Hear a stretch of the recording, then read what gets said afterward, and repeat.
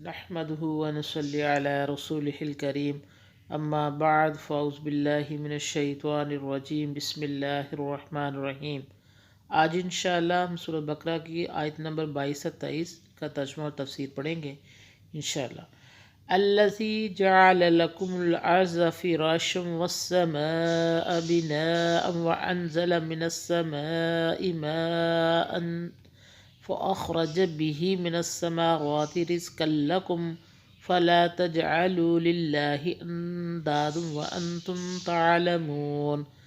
جس نے تمہارے لیے زمین کو فرش اور آسمان کو چھت بنا دیا اور آسمان سے پانی اتارا، پھر اس سے تمہاری روزی کے لیے مختلف پھل نکالے، سو نہ ٹھہراؤ اللہ کے لیے کوئی مقابل اور تم جانتے ہو۔ پہلی آیت میں رب کی پہچان یہ بتائی گئی تھی کہ اس کو اپنا اور اپنوں سے پہلوؤں کا پیدا کرنے والا مانا جائے۔ اس آیت میں کچھ اور نشانیاں بیان کی گئی ہیں، چونکہ اللہ تعالیٰ کی پیدا کرنے والی صرف زمین یا ماں کے پیٹ کے اندر کام کرتی ہیں اور آدمی کو نظر نہیں آتی، اس لیے دوسری صفات جو اس سے زیادہ واضح ہے بیان کی جاتی ہے تاکہ ان پر ہر جھوٹا آدمی بڑا غور کر سکے۔ انسان کی زندگی کو باقی اور قائم رکھنا، اس کے اسباب مہیا کرنا اور انسان کی زندگی کو آہستہ آہستہ اس کی ترقی کے آخر درجے تک پہنچا دینا صرف اس رب کا کام ہے۔ یہاں یہ بتایا گیا ہے کہ وہ انسان کا رب ہے، وہ اسی نے اس کو پیدا کرنے کے بعد اس کی زندگی باقی رکھنے کے تمام ذریعے اکٹھے کر دیے ہیں۔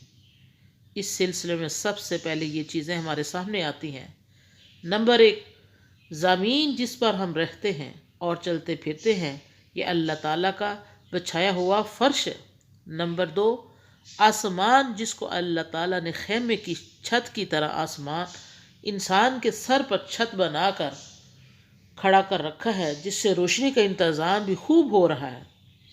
نمبر 3، انسان کے روزمرہ کے کھانے پینے کا بندوبست کرنے کے لیے اوپر سے بارش جس سے رنگا رنگ کے پھول وہی پیدا کرتا ہے جس کو انسان کھاتا ہے اور پانی پیتا ہے۔ پس ثابت ہوا کہ انسان موجود ہونے میں بھی اور اپنی زندگی کو قائم رکھنے کے لیے بھی رب ہی کا محتاج ہے، اس لیے چاہیے کہ وہ اپنا معبود بھی اسی رب ہی کو سمجھے۔ اس آیت میں یہ بھی بتایا گیا ہے کہ اس رب کا نام جس میں یہ سب صفتیں موجود ہیں اللہ ہے۔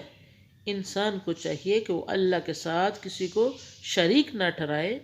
اس آیت میں اللہ تعالی نے خوب سمجھا کر اپنی نعمتوں اور بخششوں کو بیان کر کے اپنی عبادت کا حکم دیا ہے اور اپنی پہچان کا راستہ بھی بتا دیا ہے تاکہ عبادت اس کو پہچان کر کے کی جائے۔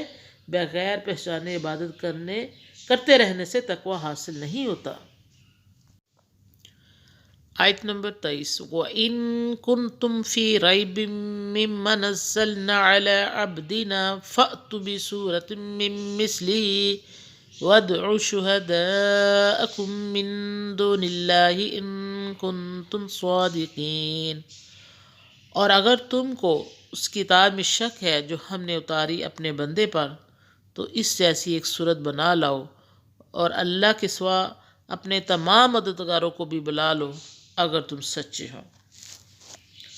پچھلی آیتوں میں اللہ تعالیٰ نے یہ بات بتائی تھی کہ تمام انسانوں کو پیدا کرنے والا اور قائم رکھنے والا وہی ہے، اس لیے عبادت کے لائق وہی ہے۔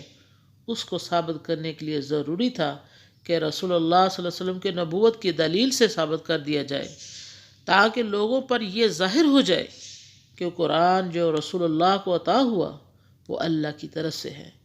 اسی وجہ سے توحید کے اعلان کے بعد رسالت کے اقرار کی دعوت دی گئی اور لوگوں سے کہا گیا کہ اگر وہ نبی کی سچائی میں شک کرتے ہیں اور اگر انہیں یہ گمان ہے کہ یہ قرآن نعوذ باللہ اللہ کی طرف سے نہیں ہے تو اس جیسا کلام پیش کر کے دکھائیں۔